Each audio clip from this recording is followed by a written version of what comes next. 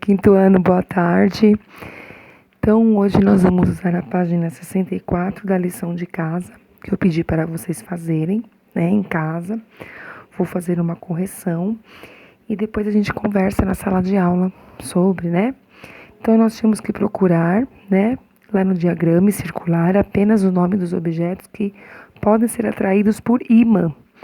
Então nós tínhamos que achar lá agulha, parafuso, moeda, alfinete e colher de aço. Esses são condutores de energia, Eles atraem a energia, tá? Eles são atraídos por ímã, Porque o ímã, nós temos a energia dentro dele, Nós já falamos sobre isso.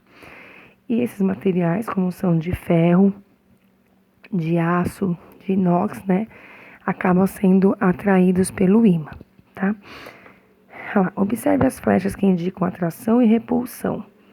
Lembrando que repulsão é quando eles são iguais e eles se afastam, E a atração é quando eles são diferentes e se atraem, tá?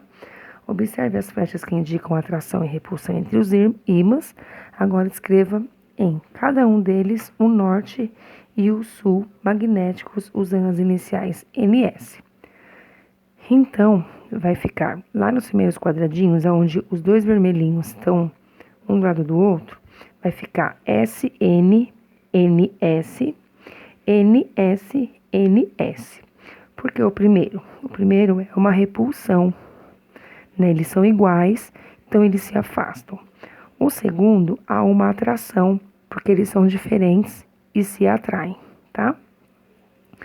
O 3, explique a atração e a repulsão entre os ímãs de acordo com o que você fez no exercício anterior.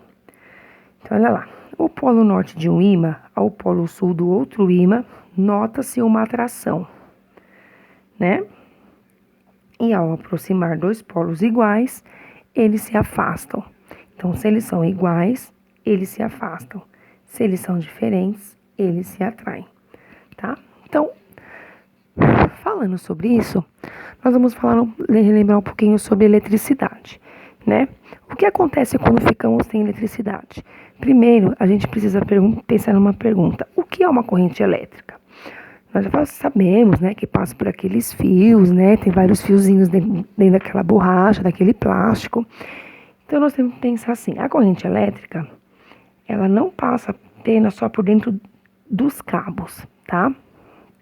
Existem outros tipos de materiais que conduzem a energia, que são bons condutores. Os maus condutores não podem produzir eletricidade ou produzem pouca eletricidade, tá? Os cabos das ruas, eles servem para que diferentes aparelhos da nossa casa conectem a energia que vem da rua, tá? Tanto os cabos das ruas como os cabos das nossas casas são bons condutores. Neles circulam a eletricidade, pois por fora não conduzem a mesma, porque eles são revestidos de borracha e plástico. Eles são isolantes, eles isolam aquela energia para ela andar só dentro daquele cabo. Se não fossem encapados, a eletricidade não chegaria nas nossas casas. Pensando assim, o nosso corpo é um condutor de eletricidade, tá? Vamos pensar assim, a gente precisa tomar muito cuidado, com os fios, na rua, que não estejam encapados, em casa. Então nós temos que ficar de olho sempre. Um exemplo, olha lá, que o nosso corpo é um condutor de eletricidade, é que quando nós tocamos lá na televisão, ela está sendo desligada ou ligada, nós sentimos um formigamento. Ali a energia, é a eletricidade com o nosso corpo, tá?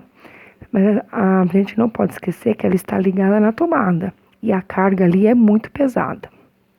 Nós também podemos ter um outro exemplo do pente, quando nós passamos o pente no cabelo e pegamos papeizinhos.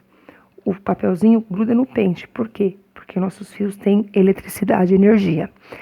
E também, várias vezes, isso já aconteceu comigo, de eu estar numa piscina de bolinha, com as crianças, e eu sair de lá dando choque, ou as crianças saírem dando choque. Por quê? Porque as crianças brincam, transpiram, e o plástico, ele é um condutor de eletricidade, né? O nosso corpo, em contato com o plástico, ele dá uma certa eletricidade, tá? Então a gente precisa ficar de olho em casa, na rua, né? Principalmente em casa, é onde a gente vive mais tempo, fica mais tempo, né? Olhar